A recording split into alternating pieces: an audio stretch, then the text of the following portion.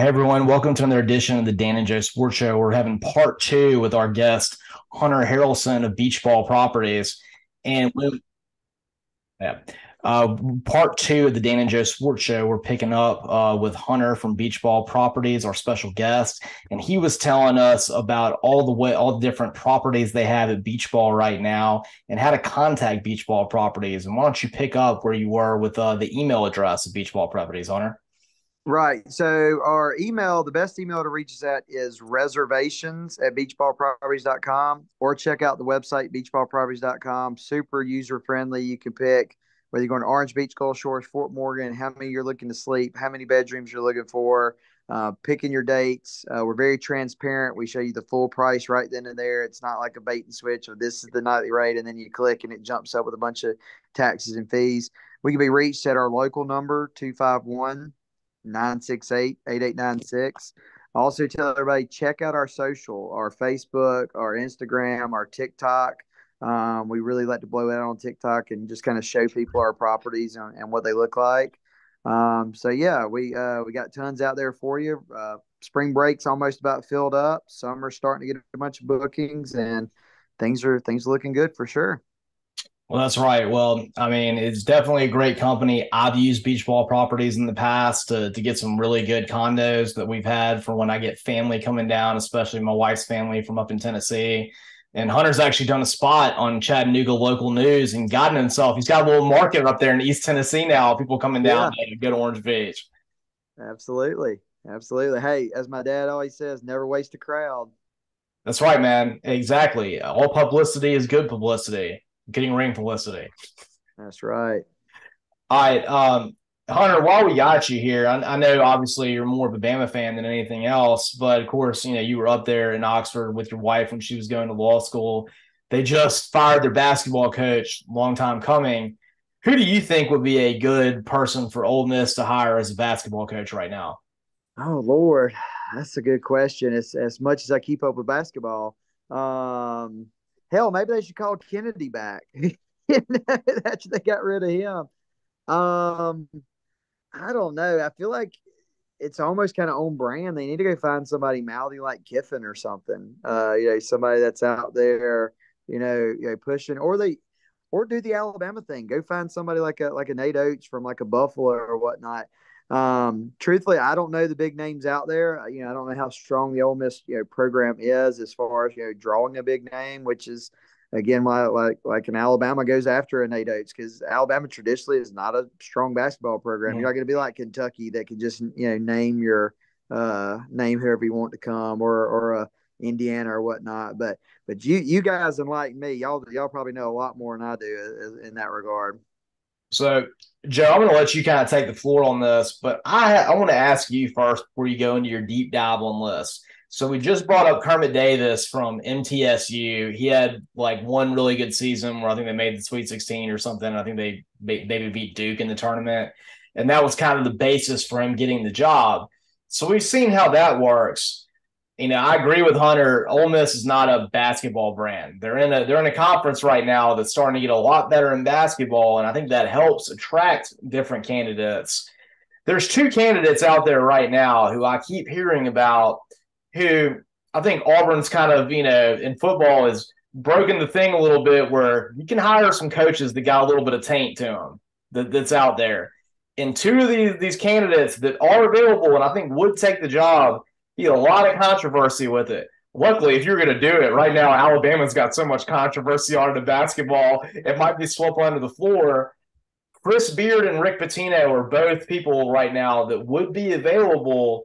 Do you think that Ole Miss would consider going that route, and would you be happy about it if they actually did it, Joe?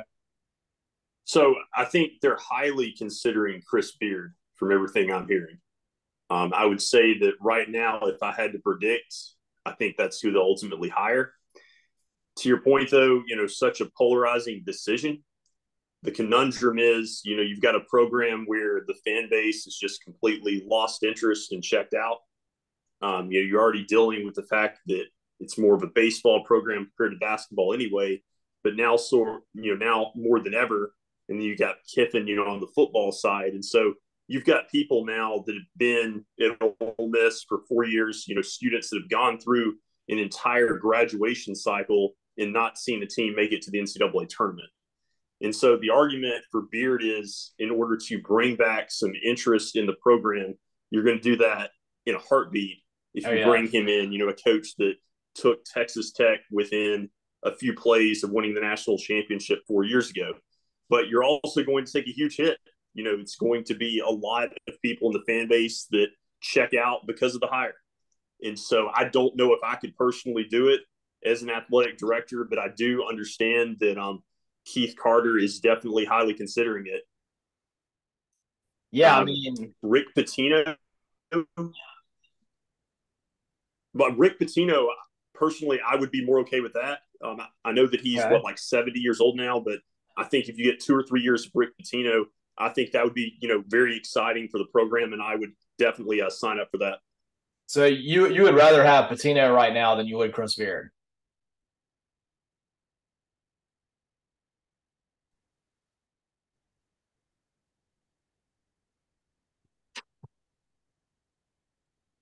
I couldn't. Can you repeat that one more time? I'm sorry. I said you would rather have Rick Pitino right now than you would have Chris Beard.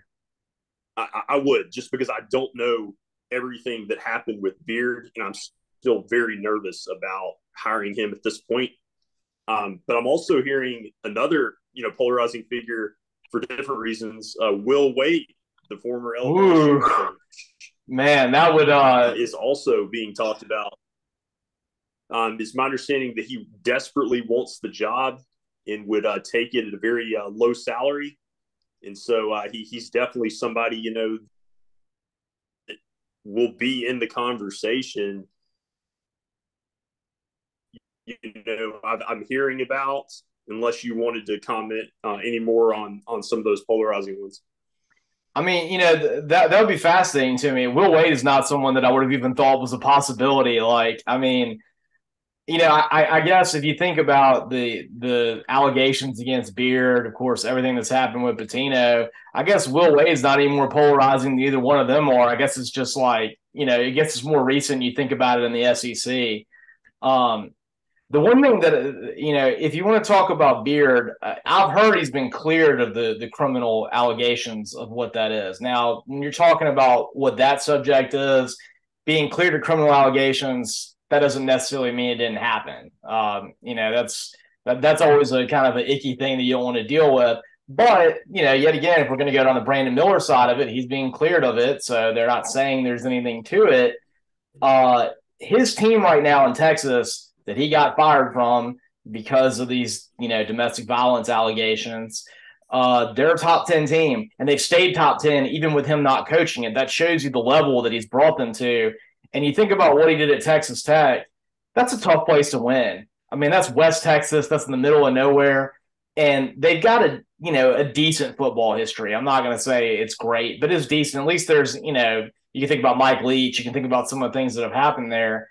When it comes to basketball, the only time I can ever remember them being good at basketball is when they had Bobby Knight, only because Bobby Knight was so tainted that he had to take the Texas Tech job, So to me, if I was going to look at it, I know Pitino, he wins everywhere he goes, and now at Iona, he's doing a fantastic job.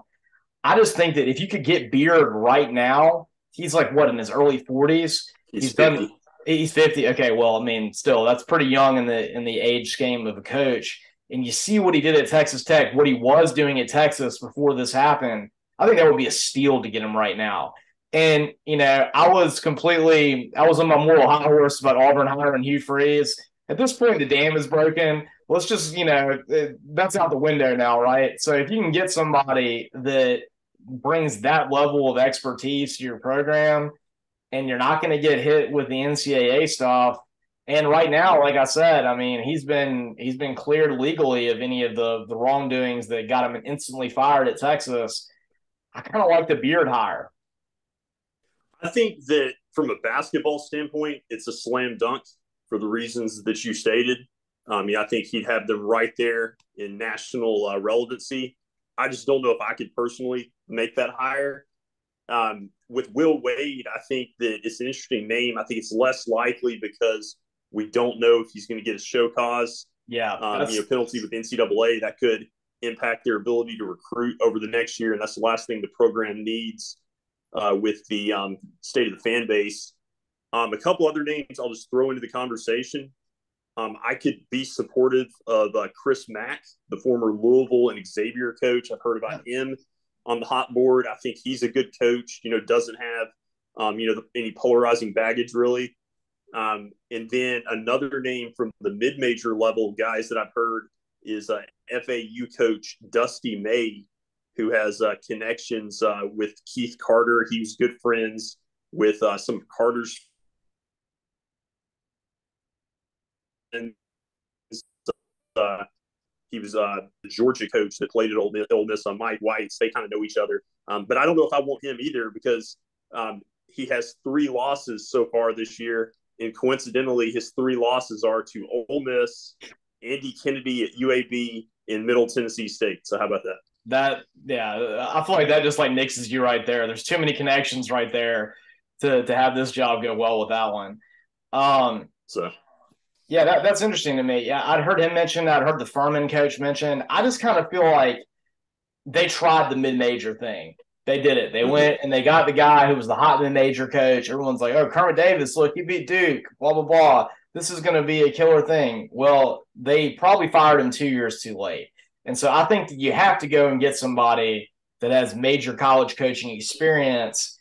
And I kind of feel like at Ole Miss, if you want to get one of these guys that has that stellar name, you got to have someone that's got some black marks on the name too. And that's why, like I said, you're looking at Pitino, you're looking at Beard. Chris Mack doesn't have any kind of black stains like what they have. His is just that, he had some rough times at programs that have done really well in Louisville and Xavier. So Hunter, with that out there, what do you think about Beard or Pitino? Would you be supportive of that, you think? You think you could deal with that?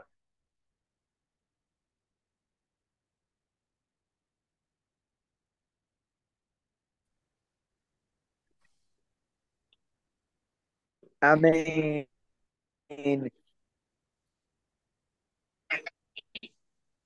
I would say the Wade actually. Yes, that would be a very intriguing hire because I know the Alabama face hates that guy. Like, get him all worked up.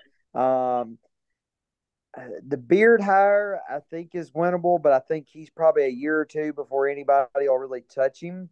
And the Patino age, that's why I don't know. The Wade one's kind of crazy, but I think though Joe's probably more in tune than I am on it. It probably sounds like it might be Beard or bust for Ole Miss.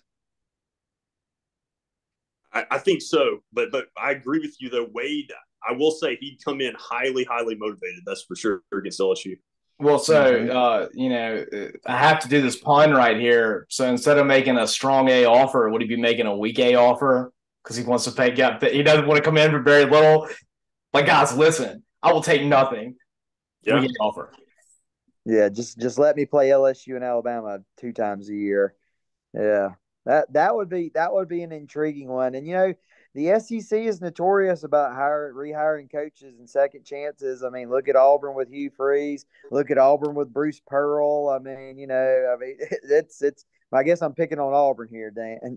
Well, I mean, hey, we earned it. We've done it. I mean, we're the Black Hat program right now when it comes to hiring these people that have the checkered past. It's definitely worked in basketball. Well, you may remember, guys, that Alabama was looking for a coach the same time Auburn was when Auburn hired Pearl. And Alabama, there was people like me that I was like, hire him, I don't give a damn. And there were some older folks in the Alabama contingency who were like, we're just not going to do it. We're not going to do it. He was a Tennessee guy. He lied to the NCAA. We're just not going to touch him. He's toxic. And then Auburn swooped him up, and then by God, he immediately took off with the program, Final Four team, outside of a iffy call against Texas Tech. Are they possibly national champs? See, as an Alabama fan, like, you're like going like, dumbasses, like, we have let ourselves go. We let Bo Jackson go. We let Bobby Bowden go. Like, we've made some boneheaded mistakes, but we've come back from it and made some good choices as well. But yeah, I remember that one ate at me when y'all were going to the Final Four. I was like, that could have been us, you know. So happy where we are today, you know, it all works out. But some fan bases That's do a good not. point. That's a good point, Hunter, because if you're Ole Miss, if you don't hire Beard or Wade, somebody will, Somebody sooner rather will. than later. And then the last thing you want is one of your rivals to get him in a year or two. Hey, what about this? I mean, Duke is they're the pristine program, right? They're the one that, of course, Coach K was there for forever. But hey, they had the Duke lacrosse thing a few years ago that stained like their entire college. Who's to say that their new coach isn't working out that great? They're really angry. Chris Beard at Duke, he probably wins multiple national championships. I mean, that's the kind of team that'll hire him if Ole Miss says, "Oh, we can't touch him for a year." He'll get with one of those blue bloods because that's the kind of coach he is. I mean, the dude probably had a number one seed at Texas before he got fired this year. He should have won it. He had a good chance to win a national championship with Texas Tech. I mean, I just feel like if you're Ole Miss, kind of like where Auburn was when they got Bruce Pearl, you're lucky he's in the situation he's in right now. Take advantage of it. Yeah. It'd be crazy. I mean, it would be just so much media. You think about having Kiffin and him both on the same campus would be insane. Yeah, that would be a lot. I mean, I don't know which would get more chirps about them hiring either one of those three guys. I think Will Wade would still get the most chirping. I think like if it happened because him and Kiffin go, that's a career right there. All Yeah. right, so y'all got to catch me up. What is the quasi controversy going on between Freeze and Kiffin right now? And Kiffin just jabbing at Freeze about stuff. Like I don't know if you saw Auburn did the shirt. We're trying to like kind of like the SIP shirts, but they say war, it say WAP. Yeah, and it was making fun of it. And then like Kiffin like post that's pictures of totally a fake Auburn. picture, Hunter. You know that's a fake picture. What I Oh, I think's know. funny about that is Kiffin like posted it. No, it's a fake picture. Oh, Like, I know. But again, like Kiffin's making it's almost like Kiffin's like using this as like a springboard, to, like make fun of all like, ha, y'all hired Ole Miss's track kind of thing. So more insight on it. I think that's probably what it is. I mean, I think at this point, Kiffin's just doing whatever he can to repair his image with Ole Miss fans, and so what's the way to do that? It's to try and make fun of Auburn and Hugh Freeze. I mean, that makes sense to me, I guess. From whatever Kiffin's mind, like PR way it works is, that's probably what he thinks he's doing. Yeah, I can see that. But yeah, when I saw that, I was like, really, Kiffin? You know that's a fake picture. That's not even like it's obviously a fake picture. You can see it. It's not even like well done. Y'all, I saw a TikTok the other day that it was right before the Super Bowl, and apparently some kid had convinced his dad that WAP meant wings and pizza. So apparently the dad was like inviting people over for WAP to the house for the Super Bowl. And the wife was like on TikTok being like, he does not know what this means. You are not coming to the house. It's wings and pizza. It's not. Oh, it was hilarious. Oh man, that is funny. I always thought it was funny, like that Biden interviewed her, like or got interviewed by Cardi B during the presidential election. I was like, all right, so get interviewed by WAP. That's cool. Yeah. Oh yeah. That was a sign. I was like, yep, we're gonna have a rough 4 years. Lord, no kidding. But not to get political. But speaking of rough 4 years, been a rough 4 years for Ole Miss basketball. Awesome transition. Fire Kermit Davis and maybe Chris Beard. As I can say, as a fan base of someone who now has two controversial hires when they were made, very happy with the first one, the way the Bruce Pearl hire went. And the only reason Auburn got him is because he was in the situation he was. Hugh Freeze, the returns in the very beginning are quite positive. I was not a fan of it to begin with. Joe remembers I was very angry about the hire. But what I've seen in recruiting, man, that changed my tune quite quick. So let me say, like I said, the Chris Beard thing, the allegations were bad. Nothing came of it. This is the only chance that Ole Miss would ever have a chance to get him. Snatch out. Get him right now. Take him. Mm-hmm. And that's my take He on it. never would. He wouldn't even answer their call before this. No, he would have looked at this, and this would have been like, a 2 days looking at a text message. You got a text message from a girl back then that you didn't know, and then you wait 2 days, and this would be a who dis. Mm-hmm. Exactly. And now it's going to call within 2 days. I mean, he's ready to take her out on a fancy date right now. He's waiting by the phone. Oh yeah, I mean, we've been talking about Clay Travis. Or this is out kicking your coverage. This is Ole Miss like drilling like a 68-yard field goal. So kick it. So we'll see what happens.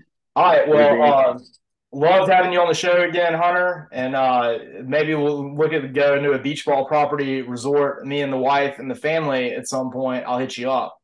We should do. I think if we can get Joe down to the beach, we should do a live podcast from maybe out on one of the decks of one of the condos or houses. Man, I love this idea. Cross promotion. We'll definitely do it. That's right. All right, yeah, that's definitely a plan for the future. All right, well, loved having Hunter on the show. Catch all of our episodes on Spotify. Of course, you can follow us on Twitter at DJ Sports Show, and of course, subscribe to our YouTube channel so you can see our two faces, and in this case, all three of our beautiful faces in live living color. And as always, I'm Dan. And I'm Joe.